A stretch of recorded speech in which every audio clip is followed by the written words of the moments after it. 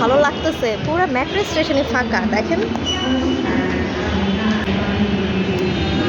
একদম ফাঁকা। আমরা আস্তে আস্তে ট্রেন মিস করে ফেলছি।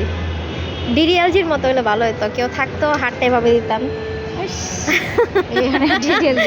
সামনে স্টেশনে নামাই দিও না। বাট আনফর্চুনেটলি আমাদের ট্রেন মিস হয়ে গেছে। সমস্যা নাই, মেট্রো অনেক তাড়াতাড়ি ফার্স্ট চলে আসে, সো ওয়েট করতেছি। কি অবস্থা, বাংলাদেশ সচিবালয় চলে গেছি আমরা, মিরপুর 10-এ যাওয়ার কথা।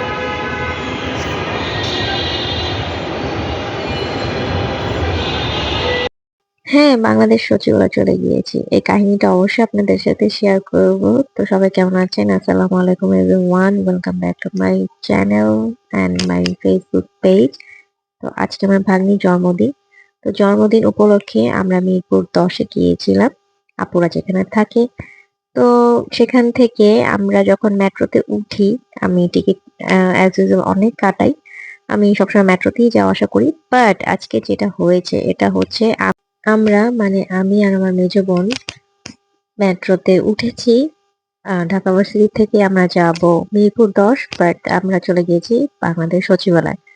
তো শুরুতেই যখন স্টেশন ফাঁকা ছিল আমি বলছিলাম যে আহ 8টা দিলে ডিডিএলজির মতো যেতে পারতাম, বাট আজ আপু বলেছিল যে পরে স্টেশনে নেমে যেতে হবে। তো দেখেন কথার সাথে কাজের মিল হয়ে গিয়েছে, আমরা ডিডিএলজির মতোই হয়ে গেল। পরে স্টেশনে নামতে হলো, পরে ঘুরে আবার হচ্ছে সচিবালয় থেকে মিরপুর আসা হয়। তো বড় আপুর বাসায় আসার পরেই হচ্ছে আমরা লাঞ্চ করে ফেলি। তো আপু পোলাও রান্না করেছে, তারপর রোস্ট রান্না করেছে, আর গরুর মাংস ছিল, সাথে ভাতও ছিল, যার যেটা খেতে মন চায় খাবে। আর সালাডটাও দিয়ে দিল আপু। সো আমি খাবার শুরু করে দিলাম, বিসমিল্লাহ করু, বিসমিল্লাহ।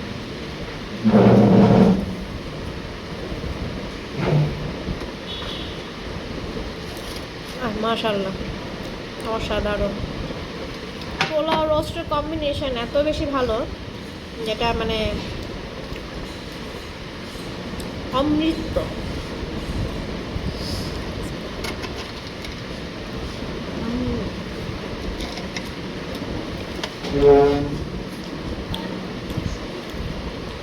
খুব ভালো রান্না করেছে বড় আপু, থ্যাংক ইউ।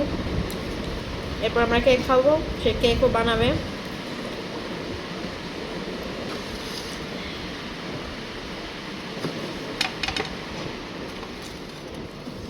তো আমি 2 পিস গরুর মাংস নিয়েছি, কারণ আমি অনেক বেশি হেভি খেতে যাচ্ছিলাম না, আর অনেক বেশি গরুর মাংস আমি খাইও না তেমন।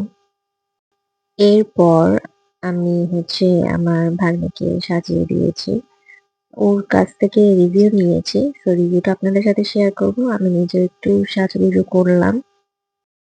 তো আজকে আমার মেয়ের বার্থডে, আমি যেহেতু বলেছি আমার ভাগ্নের বার্থডে, তো আমার ভাগ্নের birthday, happy birthday to you, happy birthday to you. আচ্ছা, ওকে, আচ্ছা আমি সাজায় দিছি। তো তার কাছ থেকে রিভিউটা জানি যে তার কাছে কেমন লাগলো, বলো। অনেক সুন্দর লাগছে। আচ্ছা, একটু চোখটা বন্ধ করো। এটা হচ্ছে স্মোকি আইস, বাট একদম ডার্ক স্মোকি আইসটা না, খুবই প্রিসাইজ করা হচ্ছে, সুন্দর করে অল্পর মধ্যে যেটাকে করে সেটা করেছি। তো অবশ্যই আমার মেয়ের বার্থডে, আমার মেয়ের বার্থডেতে সবাই উইশ করবেন, আর হচ্ছে দোয়া করবেন আমার বাবুটার জন্য, অনেক অনেক দোয়া করবেন আমার বাবুটা জানি অনেক ভালো থাকে, তার নেক হায়াত দান করুক আল্লাহ। তারপর হচ্ছে তার সুস্থতা কামনা চাই, তার পড়াশোনা বিদ্যা সব কিছুতে সে জানি অনেক ভালো উন্নতি করতে পারে, সাকসেস করতে পারে জীবনের, এমন একটা পর্যায়ে যাক যাতে হচ্ছে মানে বাবা মার সাথে পুরো পরিবার, সপরিবার, আত্মীয় স্বজন সবারই হচ্ছে নাম রাখতে পারে। ধন্যবাদ। আর ভালো লাগছে তোমার? অনেক ভালো লাগছে। Okay, thank you so much and happy birthday again my babu. Birthday গার্লের হচ্ছে ফটোশুট হচ্ছে, তার ভাই করে দিতেছে।